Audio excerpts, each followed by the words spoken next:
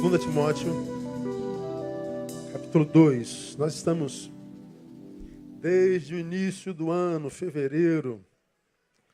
Voltei de férias, comecei uma série de estudos chamado Escuta Espiritual. E nós vamos terminar o ano sem terminar o estudo. Nós começamos em 2 Timóteo, capítulo 1. Paramos no último estudo em 2 Timóteo, capítulo 2, verso 8. Versículo que desejo terminar nessa manhã. E enquanto você abre sua Bíblia, aliás, hoje a gente não abre mais Bíblia, né? Que pena, a gente carrega celular.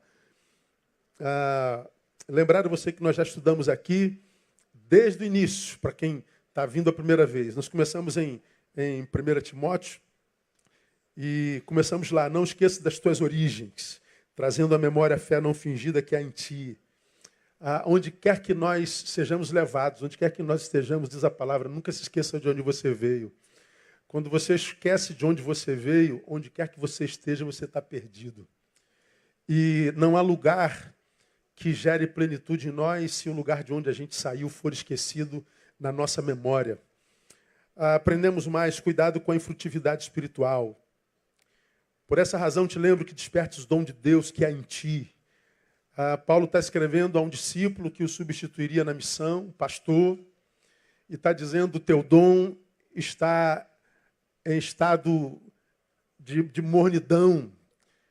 Seu dom não está em atividade, Timóteo. Despertes o dom que há em ti, porque senão você se torna infrutífero. Nós falamos sobre infrutividade espiritual. Não permita, terceiro, cuidado com os conceitos psíquicos que povoam a tua mente. Verso 7, porque Deus não nos deu espírito de covardia, mas de poder, de amor e de moderação. Paulo diz: Timóteo, teu dom está inerte, teu dom está morto, teu dom não está em atividade. E ele diz: cuidado com os conceitos psíquicos que povoam a tua mente, porque toda vez que a gente sabe que não está vivendo conforme a vontade de Deus, toda vez que a gente percebe que o nosso dom não está sendo utilizado, toda vez que a gente percebe que está vivendo aquém daquilo que deveríamos viver, nossa mente começa a produzir conceitos que nos absolvem do fato de não sermos quem deveríamos. Paulo diz para Timóteo: Timóteo, teu dom está em inatividade e o teu problema é covardia. E Deus não nos deu o espírito de covardia, Timóteo. Você não é quem deveria, porque você está sendo covarde, é o que Paulo está dizendo para Timóteo. Palavra dura.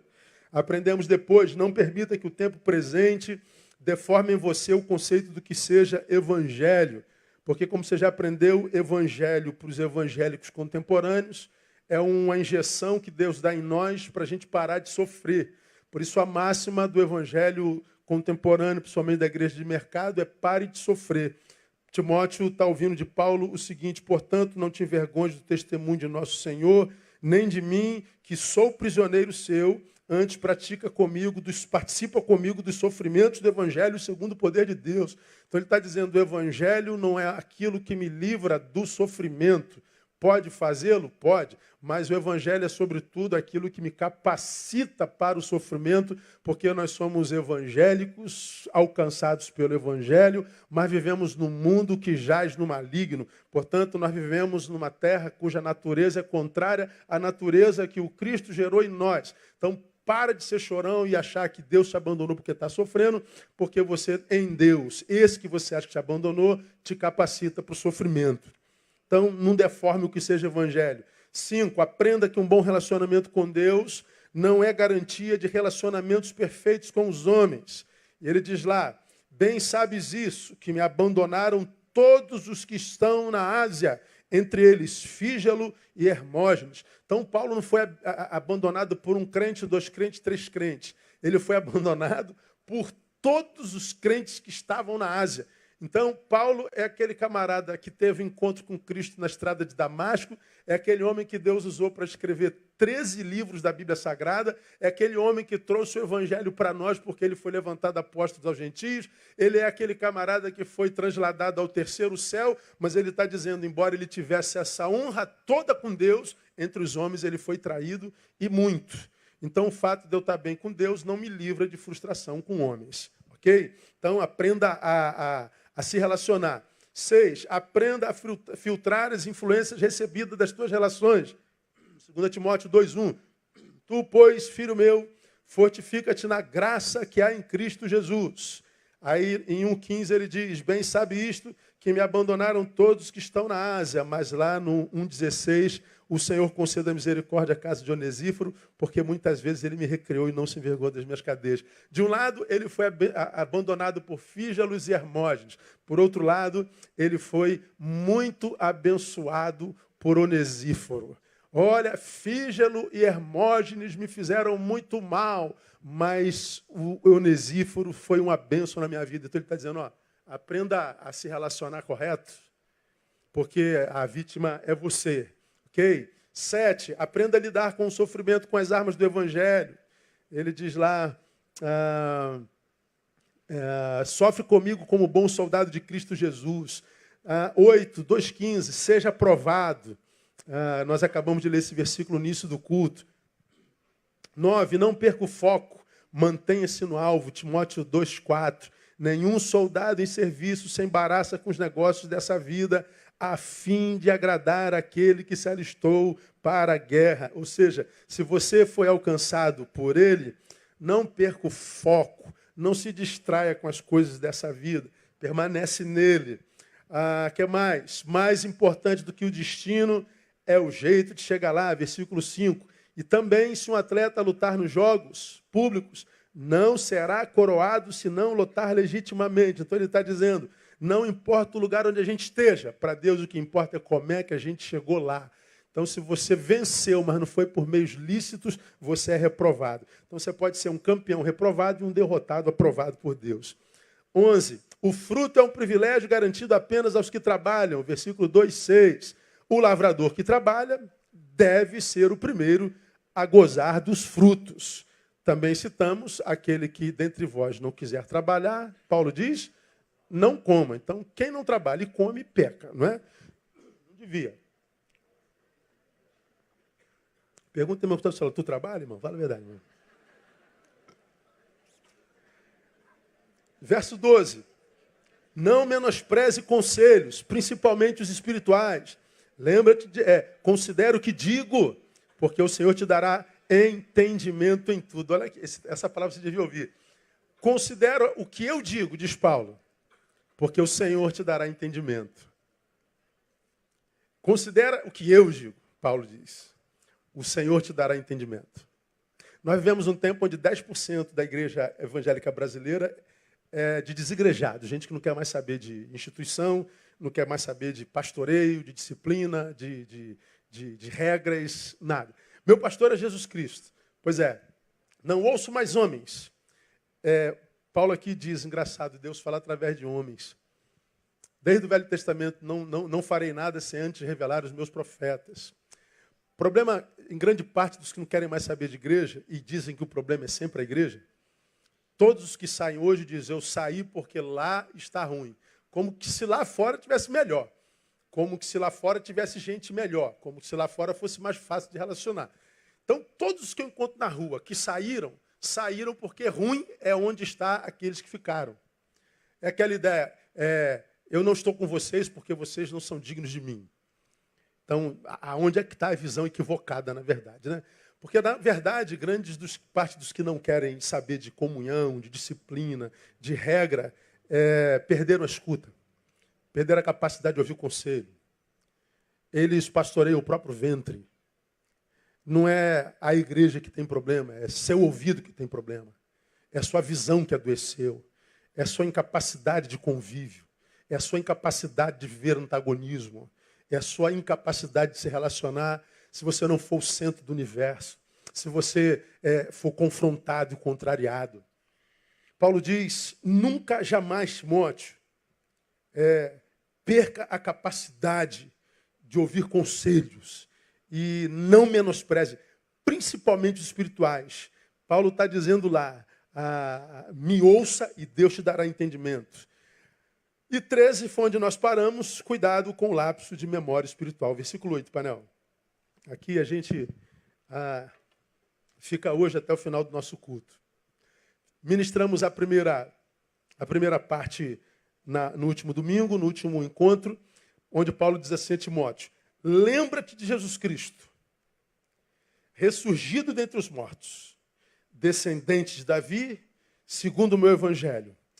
Ele fala de Jesus e o define como o que foi ressurgido dentre os mortos, define Jesus como sendo descendente de Davi, define Jesus como sendo segundo o evangelho, e ele diz a respeito de Jesus a Timóteo: lembra-te dele.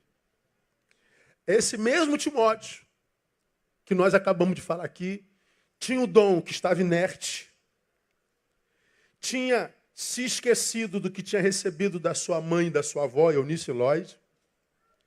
O dom estava inerte, que dava desculpas para si mesmos, para justificar o fato de não lembrar da avó e da mãe, do que recebeu delas e do dom estar inerte, e que Paulo diz: você é um covarde. Teu problema é covardia. E Deus não nos deu o espírito de covardia. É para esse Timóteo que ele está dizendo: lembra-te de Jesus. Aí quando nós ministramos essa palavra, nós perguntamos: quem é que precisa da admoestação de alguém com essa palavra? Lembra-te. Ora, alguém que esqueceu. É como que se eu falasse para o Bronson: Bronson, lembra-te. É a mesma coisa, não se esqueça. Traz à memória Jesus. Você está tirando Jesus daí. Você está tendo lapsos de memória. Lapsos.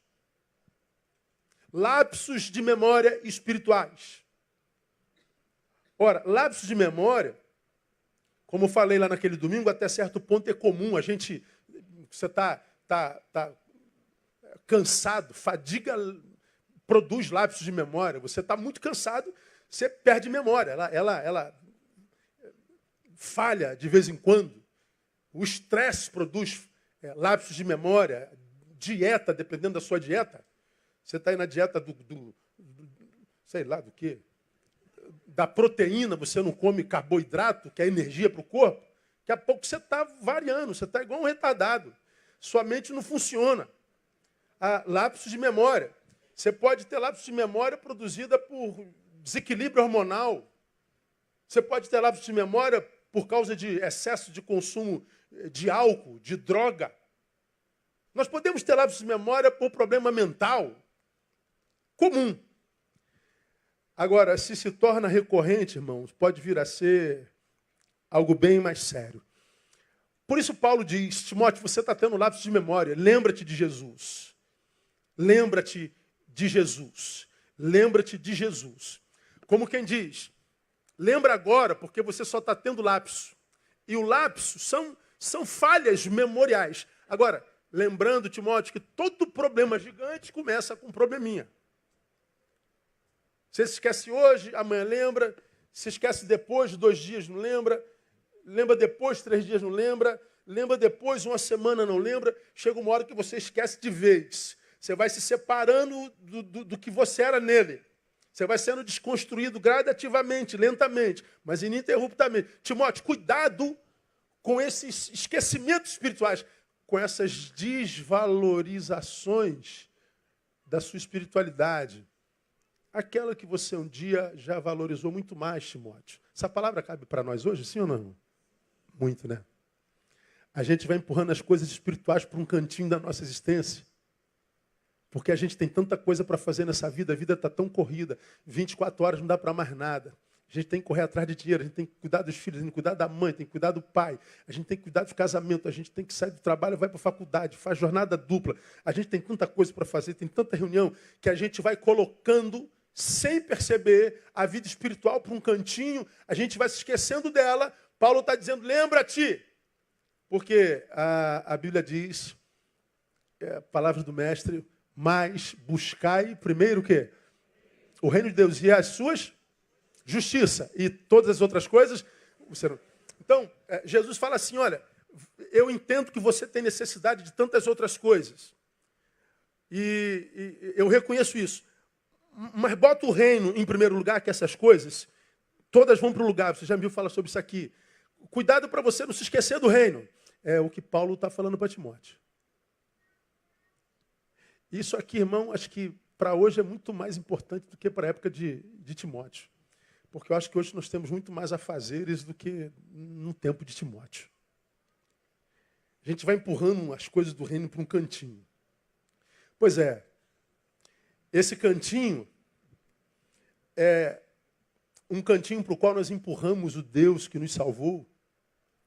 E é desse cantinho que nós queremos que Ele reja a nossa existência, tão ocupada, tão atribulada, tão carente da sua graça, da sua misericórdia. Só que nós reduzimos Deus a um cantinho lá e a gente, de vez em quando, recorre a Ele para alguma coisa. A gente vai, depois de um dia absurdamente cansativo, no final do dia, depois que você já jantou, tomou banho, já botou teu pijama, já botou tua camisola, aí você deita naquela cama, teu corpo está ansioso por aquele colchão, por aquele travesseiro que só em pensar dá vontade de deitar, fala a verdade. Aí você deita. Aí alguma coisa você diz, esqueci de orar. Aí tu senta na cama e ora. Nosso Deus, nosso Pai, abençoa.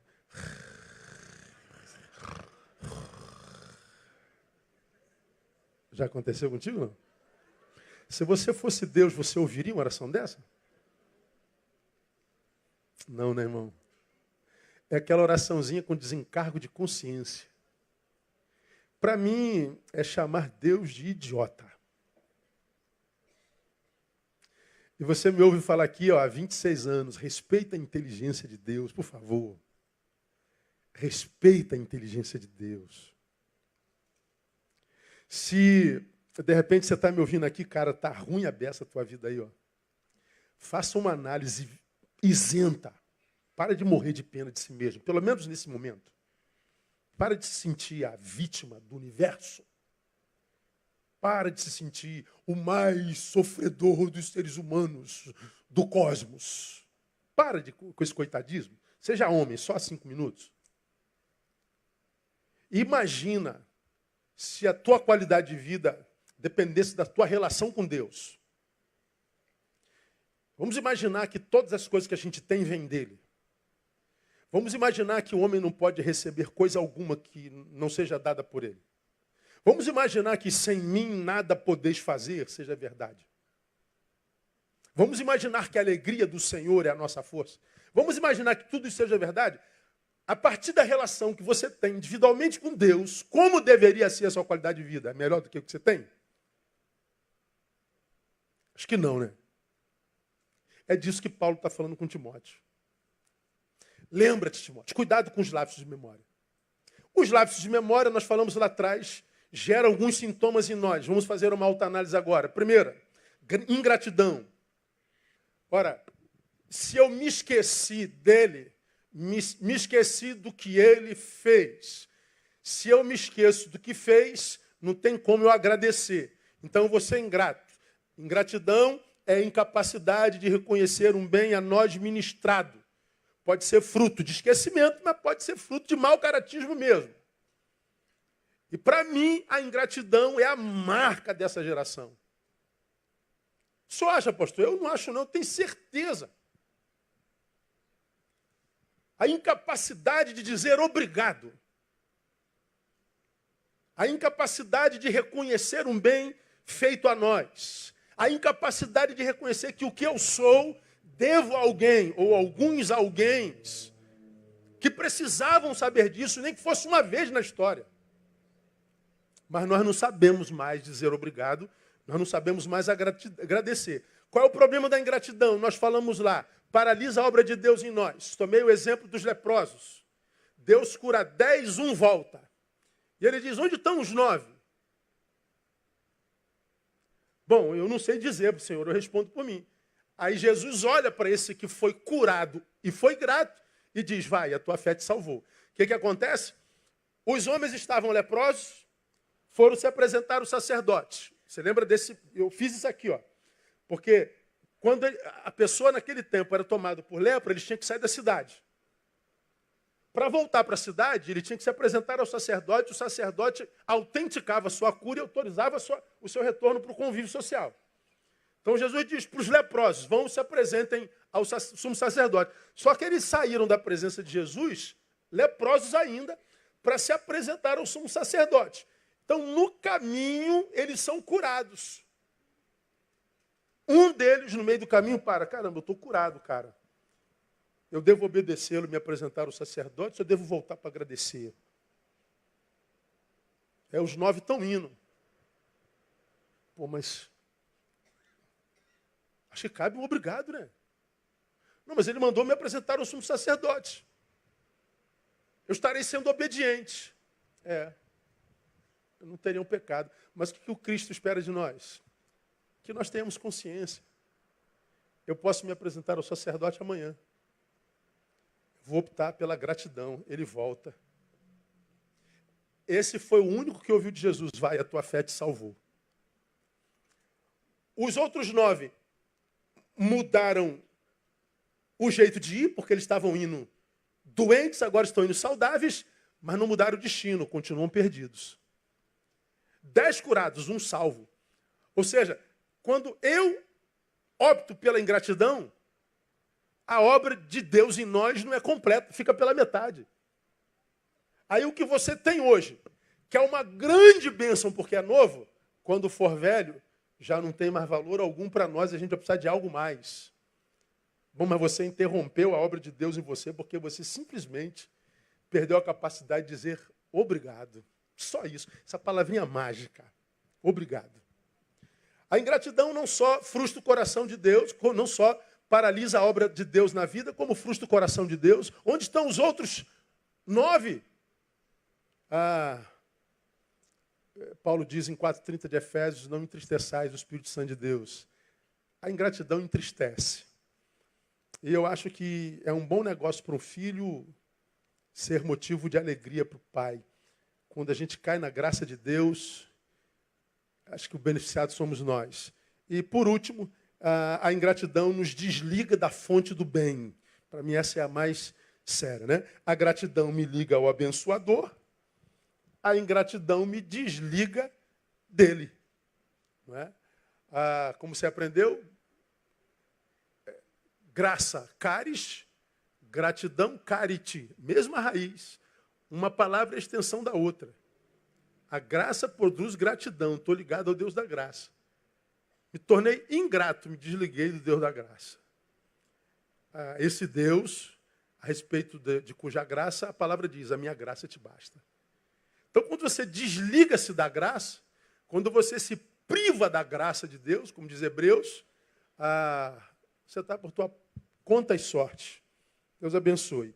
Mas, hoje, tem uma outra consequência da ingratidão, e aqui eu termino o tópico lapso de memória, que não é só a ingratidão. O lapso de memória gera inércia no homem. Inércia. Transforma homens em inúteis. Veja só que coisa interessante. Einstein promulgou a teoria da relatividade, né, lá em 1905. E lá ele fala sobre inércia. Olha como é que ele define inércia. É uma propriedade física da matéria. Um corpo não submetido à ação de forças ou o conjunto de forças de resultantes nula.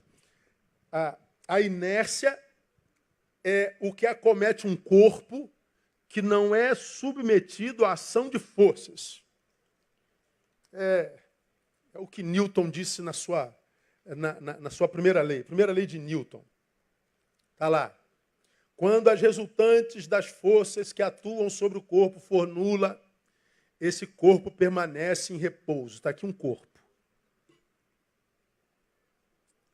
Se não tiver uma força sobre esse corpo, a força é nula, esse corpo permanecerá em repouso. Ele nunca, jamais vai se movimentar. Ele só se movimenta se uma força estiver agindo sobre ele. Se você tira a força de sobre ele, o que sobra é a inércia. A total inércia. Não tem como um corpo se movimentar se ele não tiver debaixo de força, sob força. Não tem como vencer a inércia se ele não tiver sob efeito de força. Então, um corpo em repouso continuará em repouso até que uma força atue sobre ele, sobre esse corpo. Não tem jeito. Então, o que a primeira lei de Newton está dizendo, irmão? Que por natureza, todos os corpos são preguiçosos. Todos. A natureza do corpo é preguiçosa. E o corpo não tem poder de modificar essa situação. A inércia é a natureza de qualquer corpo. Ele não pode, por natureza, ambicionar movimento. Se estão parados, não desejam mover-se. Aqui, ó. Aqui está um corpo em estado de inércia. Para um corpo em estado de inércia se mover, ele precisa de quê, irmão? Não ouvi.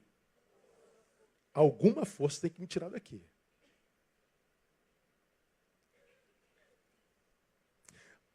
Mas a lei de Newton disse, pois é, Neil.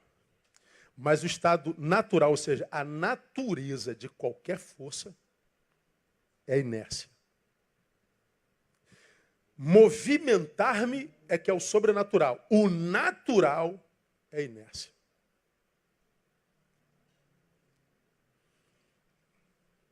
Então escuta o que eu vou falar para você aqui nessa manhã.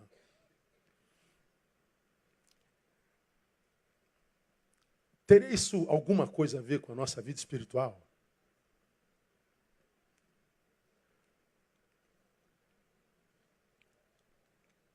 Essa preguiça, chamada inércia pelos físicos,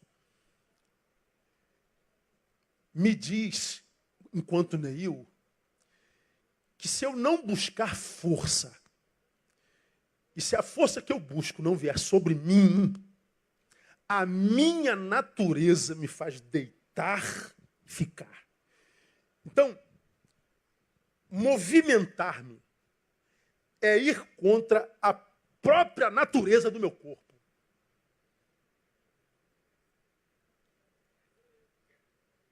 Agora vamos pegar esse corpo, vamos pegar esse movimento e vamos chamar de vida. Vamos dizer que a inércia é a ausência, que é a ausência do movimento. Vamos dizer que essa inércia é a ausência de vida. Essa vida a respeito da qual Jesus disse, eu vim para que vocês tenham vida. E vida com? Eu vim para que vocês vençam a inércia. Eu vim para que vocês vençam a sua própria natureza. Eu vim para que vocês vençam o tal do si mesmo. Eu vim para que vocês não sucumbam à natureza do corpo que carregam e no qual existem. Jesus está dizendo, é a minha força que faz com que a inércia nunca te paralise. É a minha força que te capacita para lutar contra aquilo que está em você por natureza caída e que quer ser preguiçoso e ficar. Diga que você não tem, muitas vezes na tua vida, vontade de parar tudo, de chutar o balde e quer dizer, vou apertar o botão do stop. Mente podre, hein, mano? Fala a verdade. Pois é, quando você sente isso, você está simplesmente sendo humano, porque a tua natureza pede isso. Agora, se eu sei que a minha natureza pede isso, eu aprendo algumas coisas. Primeiro, eu não sou paralisado só porque tem alguém lutando contra mim, porque tem alguém invejando a mim, porque tem alguém que eu caia, porque tem um inimigo lutando contra mim. Eu posso estar paralisado porque há em mim uma natureza que pede tal paralisação. Há uma natureza em mim preguiçosa.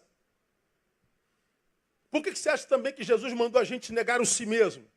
Porque ele sabia que o si mesmo é uma natureza que pede para que a gente esteja e que labuta contra a força dele em nós que me diz, siga. Eu luto contra uma natureza caída. Então a inércia é a ausência da vida, é a ausência do movimento. Corpo sem movimento. O grave é que, à luz da física, essa lei da inércia é a tendência natural. Sobrenatural é o movimento. Portanto, quando se encontra corpos, gente, quando se encontra gente, pessoas que estão parando, desistindo, dando fim a si mesmo, nós não estamos falando nada de algo estranho, não. Nós estamos falando de algo exatamente comum. Falei, meu Deus, quer dizer que se não houver força propulsora, eu, por natureza, quedo. É isso aí mesmo que eu estou te dizendo, Neil. Você é o inimigo de si mesmo. É contra você, é contra a sua natureza que você luta todo dia.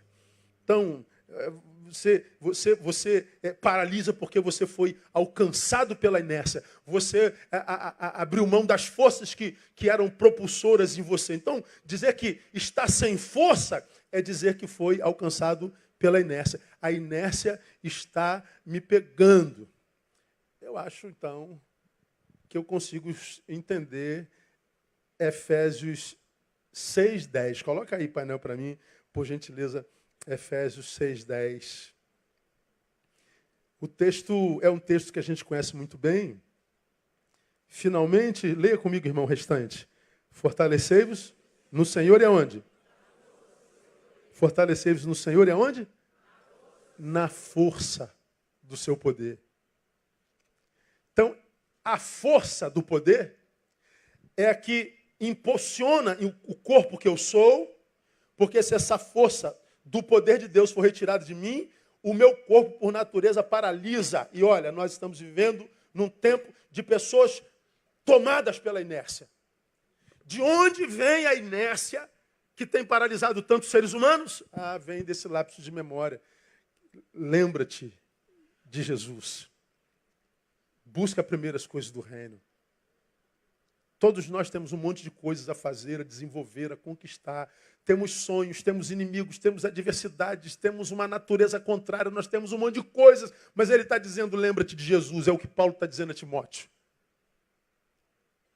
Timóteo, faça tudo que você fizer, mas não se esqueça de Jesus.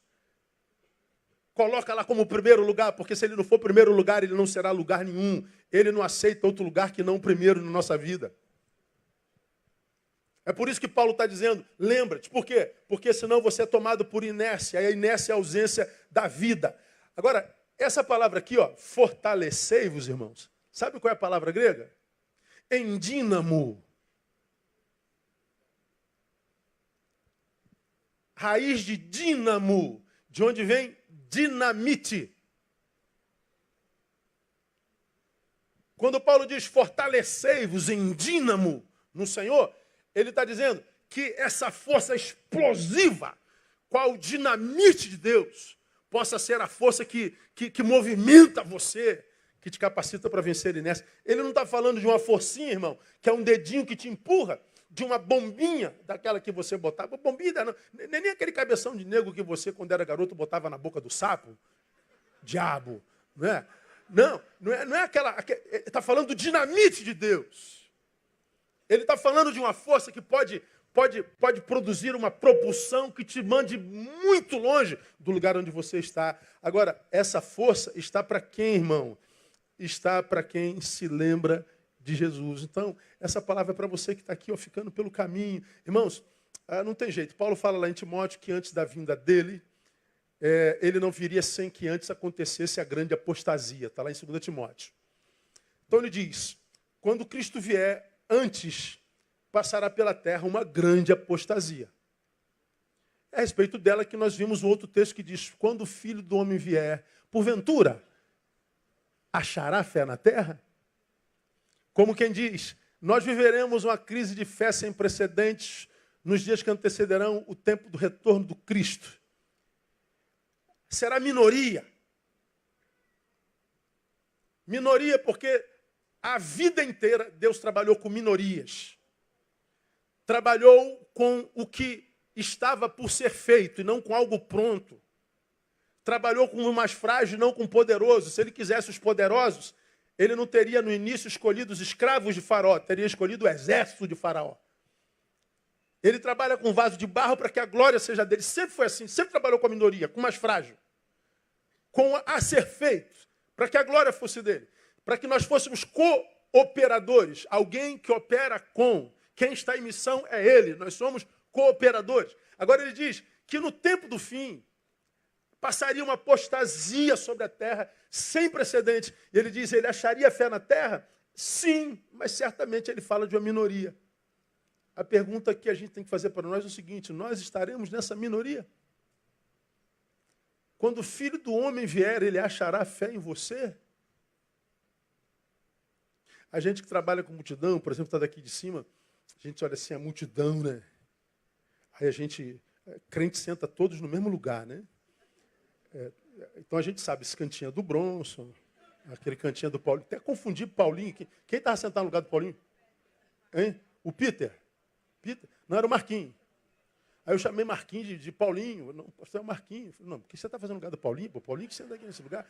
Crente senta sempre no mesmo lugar. Então a gente sabe assim, ó, quase todo mundo sentado no mesmo lugar. Aí depois esse lugar era o lugar de fulano, mas fulana sumiu, desapareceu. E Beltrano desapareceu também. E fulano, caramba, desapareceu. E fulano apareceu, está 3 meses sem vir à igreja e tal. Caramba, apareceu. Na ceia, os crentes gastronômicos aparecem todos e tal. Aí a gente fica olhando assim, a gestão que cada um faz de si mesmo. Meu Deus. Como na vida da maioria de nós, Jesus é só um detalhe. Como que na maioria da vida de nós, a Bíblia é só um detalhe. Como que na maioria de nós, Deus é só um ser importante, mas não imprescindível.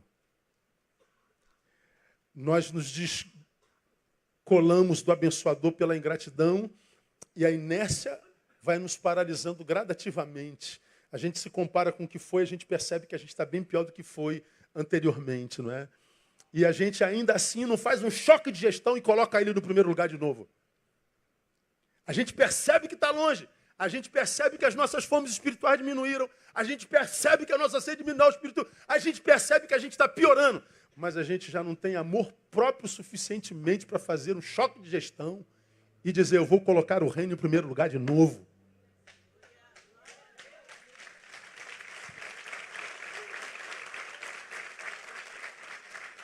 Aí depois que está lá no fundo do poço, diz, por que Deus? Deus responderia, só porque eu respeitei a gestão que você fez sobre a sua vida. Só isso. Eu só me retirei para o lugar no qual você me colocou na sua vida. Essa é uma das coisas que eu mais amo em Deus. Deus tinha poder e tem para falar assim, Neil, tu vai me servir e do jeito que eu quero, cala a boca. E o que eu ia fazer, irmão?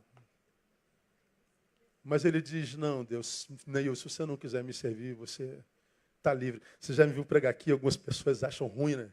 Eu não concordo, não tem problema. Mas quando eu falo, quando ele diz assim, se pois o Filho vos libertar, verdadeiramente sereis livres. Eu falo, é verdadeira porque quando Cristo nos liberta, ele nos liberta inclusive dele, que é o libertador.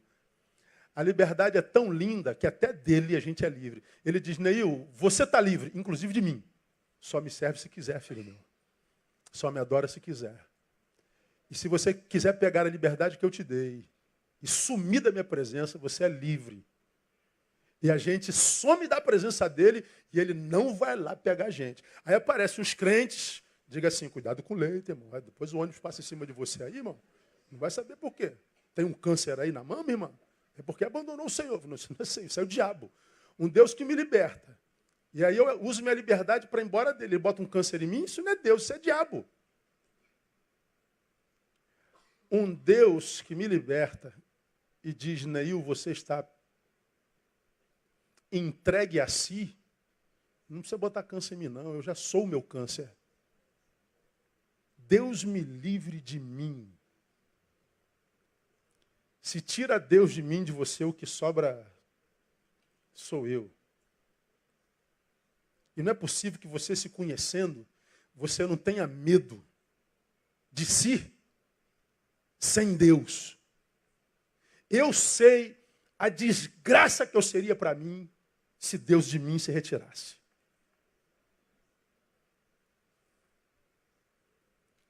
Não tenho medo do que você pense, você diga, o que outro fale, o que outro invente. Eu não mendigo amor de A, de B, de C. Eu não tenho medo do ódio, da inveja. Eu não tenho nada disso. Isso para mim é tudo bobagem. Agora de mim, eu morro de medo. Então, pelo menos eu, quando falo, Deus, não te retires da minha presença. Eu não peço, Deus, não me permita sair da tua presença. Deus, não saia da minha. Não me entregue a mim. Sem ti eu sou mortal para mim. Então me ajuda a lembrar de Jesus todo dia. Acho que é a melhor bênção que ele pode dar para a gente. Agora, se a inércia é a ausência da vida, o endínamo, a força, é o que me livra de mim, me faz movimentar. Vamos pensar rapidinho nesses 15 minutos. Como é que a gente perde a força hoje, irmão? Veja se não é assim. Primeiro, quando a gente abandona a origem dela. Eu perco a força. Porque eu abandonei a origem dela. Já falei sobre isso aqui 1000 vezes.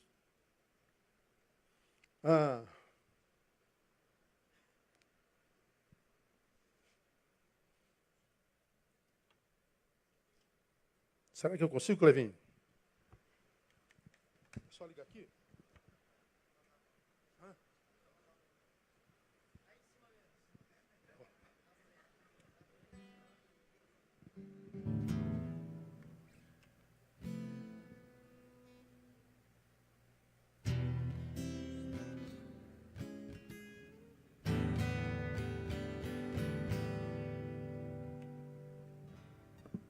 Vou tirar da força.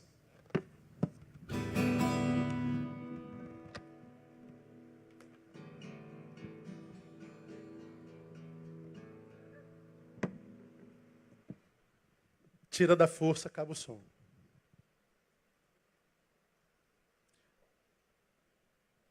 Esse ar que está te congelando, é melhor deixá-lo ligado, né? Não, fala a verdade. Senão o fogo vai te queimando. Deixa ele gelando. Ele está ligado numa força. Se tirar da força, inércia. Aqui não tem fio. Nesse microfone. Mas cadê? Está aqui, ó. É esse aqui, não? Está aqui? Rapaz, é muito fino, meu. Misericórdia. Está aqui não, cara. Esse quadradinho aqui? Então.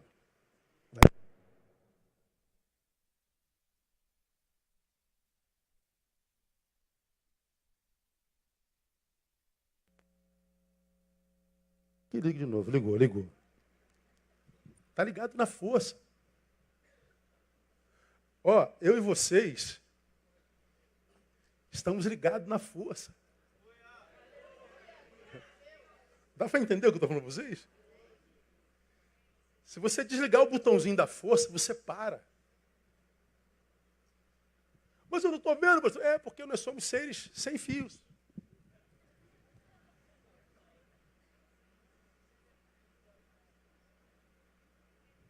Mas não está ligado na força? Nós também, pô. Como é que a minha força acaba?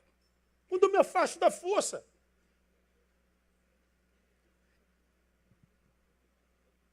Está aqui a força, não está? Sem fio.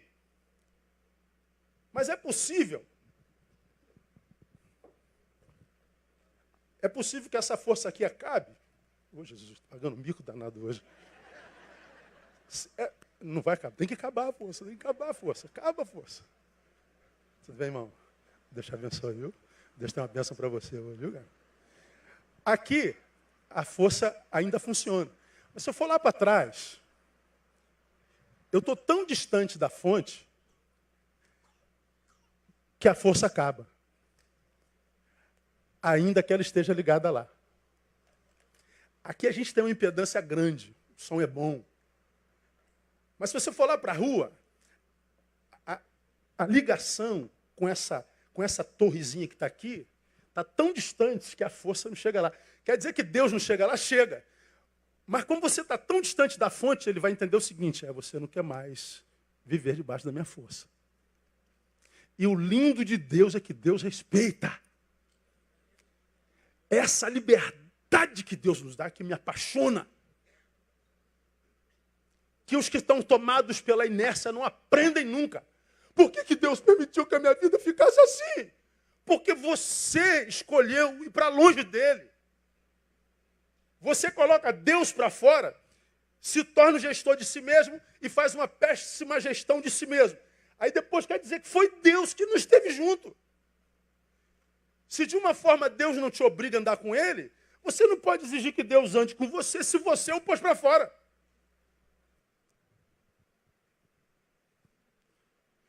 É o abandono da origem dessa força. Hoje a gente trabalha como máquina, se envolve com tanto trabalho que a gente se esquece da origem. A gente se esquece da força. Lembrando para você o que você já aprendeu aqui. O que Deus tem para a sua igreja, para o corpo de Cristo. Ele revela aqui, no domingão, através da vida do pastor, da comunhão com o irmão, na adoração. O que ele tem para o corpo, ele revela na coletividade. Mas o que ele tem para o membro individual, ele revela no quarto, em secreto. Então você tem que estar no corpo? Tem. Mas você tem que restaurar o altar do quarto. Por como eu disse há bem pouco tempo atrás, quarto no qual não há um altar, é um quarto no qual há uma pessoa que não dorme bem. Então restaura o altar, irmão. Volta para casa hoje, restaura o altar do teu quarto, restaura a comunhão, lembra de Jesus. E você vai ver como é que essa inércia começa a ceder espaço para o poder e a força de Jesus de Nazaré. Aplauda ele em nome de Jesus. Para a gente terminar. Como se perde a força hoje, pastor? Relação desrespeitosa com o tempo. Como que é relação desrespeitosa com o tempo? Guarda isso. Relação desrespeitosa com o tempo. Primeiro, desperdício de tempo. Como que eu desperdiço o tempo? De duas formas. Primeiro, força não utilizada. Ou seja, eu sei que alguma coisa precisa ser feita, mas eu não faço. Medo, preguiça, covardia. Desperdiça tempo. Segundo, força utilizada em excesso por incapacidade de autogestão. São as multitarefas, fazendo 1 milhão de coisas ao mesmo tempo. Se você parar para pensar, você fala assim, caramba, cara, dá para fazer isso aqui depois, porque esse aqui me roubou o tempo da minha força. Isso aqui me roubou da minha devoção, da minha vida de piedade, piedosa. Então, cara, deixa de ser olho grande. Vive só um dia de cada vez. De um lado, eu estou parado por medo, preguiça, desesperança, coitadismo, desperdiçando tempo. Por outro lado, o camarada está tão envolvido com tanta coisa que ele se embaraça todo. E o que acontece? Ele não lembra de Jesus. Acontece muito com quem está envolvido com causas sociais, causas de minorias. Ele agora acredita que ele é o salvador do universo, é o salvador da pátria, ele é o salvador das minorias, ele é o super-herói, ele é tudo. Já não comunga. Aí a gente vê uma geração de gente muito bem intencionada, mas uma geração de gente muito bem intencionada, muito mal resolvida. Gente que quer resolver a vida dos outros, que ainda não conseguiu resolver a própria vida. Como eu digo, e ficam com raiva. Uma geração que quer salvar o mundo, mas ainda não arruma o quarto. Não arruma a própria cama. Há uma incongruência. Então, eu preciso ter uma relação de respeito com o tempo. Eu preciso entender que esse tempo precisa ser gestado com mais sabedoria, com uma economia mais bem administrada, uma gestão do tempo mais honesta, que preconize o lugar para a fonte que é Deus, que preconize serviço, porque sem serviço ninguém consegue plenitude nem felicidade, não há felicidade nem utilidade. E terceiro, tempo para o descanso. Quem quer fazer por muito tempo, precisa parar por algum tempo. Esse algum tempo parado na Bíblia se chama sábado. Quem só nega a si o sábado, peca. Então, uma geração de trabalhadores em pecado, que por causa do pecado, embora seja trabalhador, Deus não pode ser abençoar, porque o pecado faz separação entre vós e vosso Deus. Então, a gestão requer serviço, a gestão requer administração desse serviço e requer descanso, para que a gente tenha tempo para a fonte. Não é difícil, cara. Eu estava... Segunda-feira eu me permito, né? Aí eu estava dando uma corrida na segunda-feira na praia. É teoricamente meu dia de folga. Aí, dando uma corrida na praia, o cara para do meu lado, é por isso que a gente não consegue falar com o senhor.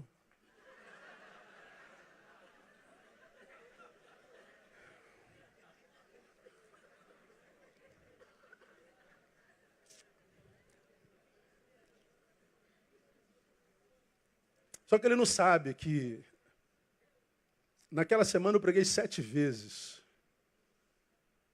Vim direto do aeroporto no sábado, saí 1h30 da manhã de um lugar onde fui fazer uma conferência, servindo na igreja do Senhor. Cheguei no aeroporto às 8 da manhã e às 10 horas eu estava pregando aqui. Virei à noite na segunda-feira. À tarde nós tivemos, acho que naquela tarde foi batismo, e à noite eu preguei. Da noite eu saí e fui no Carlos Chagas fazer uma visita. Cheguei em casa por volta de 1h da manhã. Eu estava correndo às 8. E o cara está dizendo, o senhor é vagabundo. Você entende? Porque a gente não pode dar valor ao que dizem da gente, a gente precisa se saber. Porque toda visão que o outro tem de você é parcial. Toda visão que você tem do outro é pífia. Por isso que a Bíblia diz, não julgueis, porque teu juízo nunca será honesto. O que eu respondi para ele não dá nem para dizer aqui. Então, quando você é o valente da mídia, eu não vou te dar bola porque eu não leio. Mas se você vier me desrespeitar pessoalmente, vai ser tratado da mesma forma.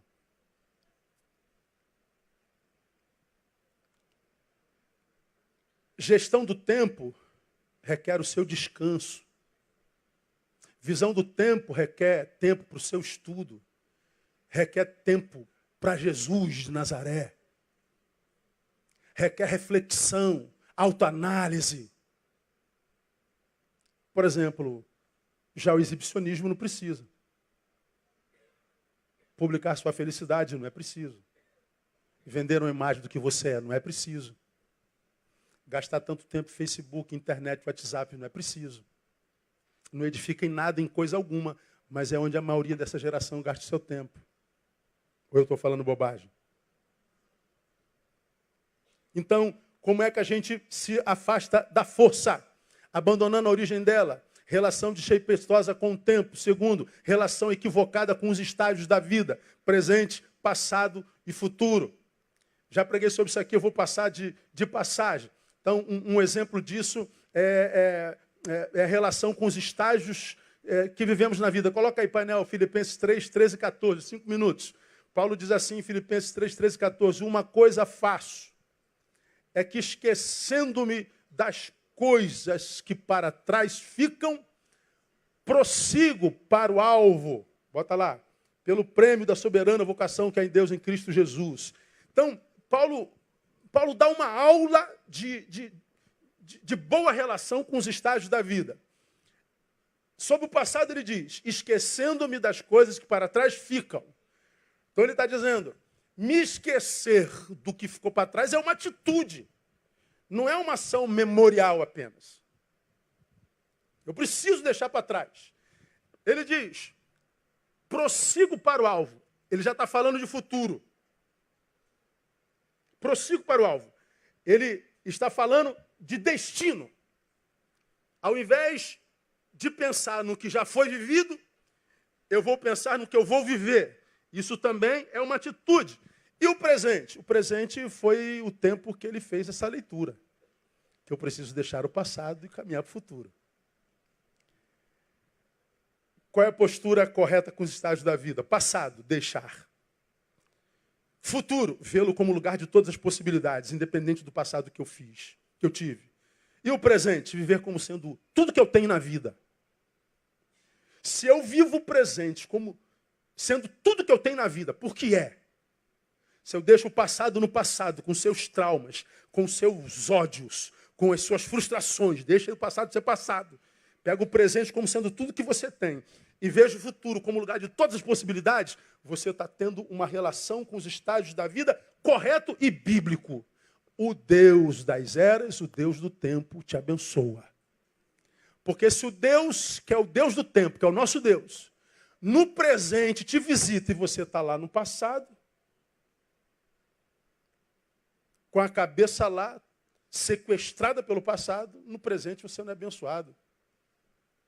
Se o Deus da vida te visita no presente, você está sequestrado pela ansiedade lá no futuro, ele não te acha aqui. Perdeu de novo. Então, meu irmão, ressignifique a tua passada pela terra e tenta fazer isso pelo Evangelho. Tem uma relação com os estágios da vida correto. Passou. Deixa aí. Vença o orgulho. Pega esse presente para você planejar, se replanejar e acredita que o teu futuro já está pronto porque você é um homem ou mulher de fé. Como você já aprendeu.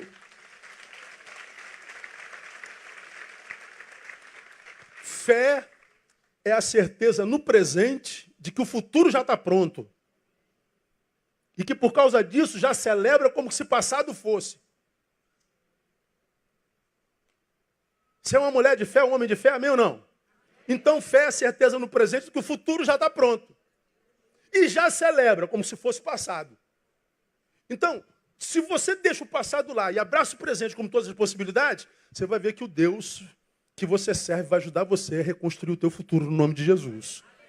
Agora, se a gente não faz isso, vai continuar longe da força.